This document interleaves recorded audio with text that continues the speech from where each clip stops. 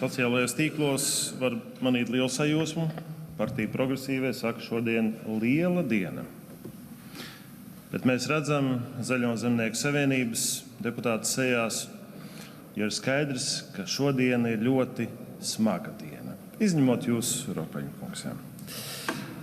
Lietas saucot īstajā vārdā, Saeimā sāk ceļu likumprojekta pakete viendzimumu laulību faktiskai legalizēšanai Latvijā. Tā ir faktiski. Steigā un izslēdzot faktiski arī iespēju sabiedrībai kvalitatīvi diskutēt un arī teikt savu vārdu un iesaistīties. Šodien, kolēģi, mēs redzam šī gada 10. maija valdības darījuma sekas. 10. maijā partija Zaļo zemnieku savienība, partija Progresīvie, partija apvienība Jaunā vienotība vienojās, ka iegūs Jaunā vienotība prezidentu.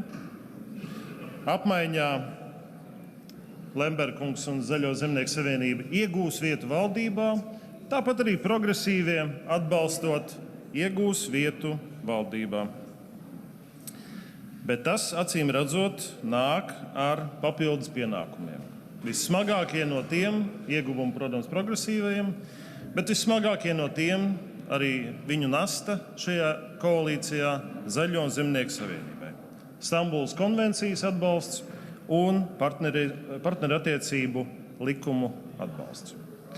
Tagad nedaudz par pašiem likumiem, par viņu kvalitāti, par to, cik rūpīgi vai pavirši tie ir sagatavoti.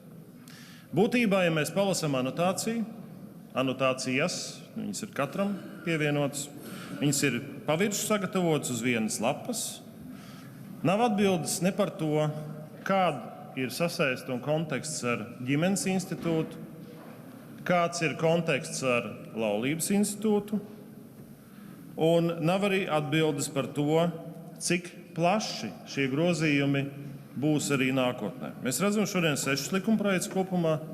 Vakardien no diskusijas Latvijas televīzijā jau ir skaidrs, ka minimums būtu nepieciešami grozījumi kādos 70 likumos, lai ieviestu partneru attiecības. Tas iesākumā.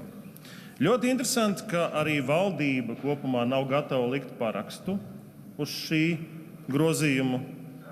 grozījuma paketes, jo publiskajā telpā Tieslietu ministrija, paldies Tieslietu ministrijai, ka esat klāt, ir kā virzītājs, bet būtībā caur valdībai šis nav gājis, ministrijās nav vērtēts, valdība nav izmantojusi savas tiesības kā iesniedzējs vērsties Saeimā.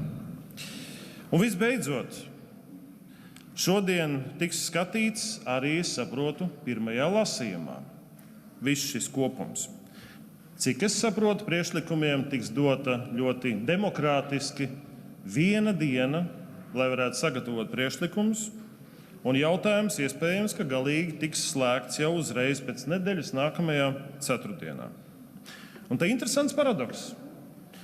Partija Progresīvie, piemēram, ļoti agresīvi, it sevišķi tajās jomās, kas skar mūsu valsts nacionālo drošību, iestājas pret steidzamību. Es citēšu progresīvo pārstāvi teikto šeit pat Saeimas tribīnē saistībā ar Sēlijas poligonu likumu, kurš dien bija vajadzīgs NATO samita kontekstā un mūsu valsts drošības kontekstā. Kolēģi, tas nav labs darbs. Kāpēc mums ir 3 lasījumi Saeimā? Mums ir 3 lasījumi Saeimā tāpēc, lai mēs varētu iedziļināties un veidot labus likumus. Tas ir tas, ko valsts no mums vēlas, ko vēlas cilvēki no mums. Labus likumus. Es ceru, ka progresīvie šodien nāks un teiks to pašu par šo procesu, kas ir izvēlēts.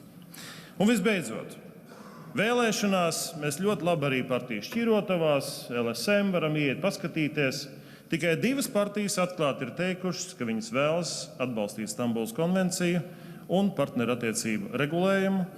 Cietā stingrā pozīcijā stāv ZZS.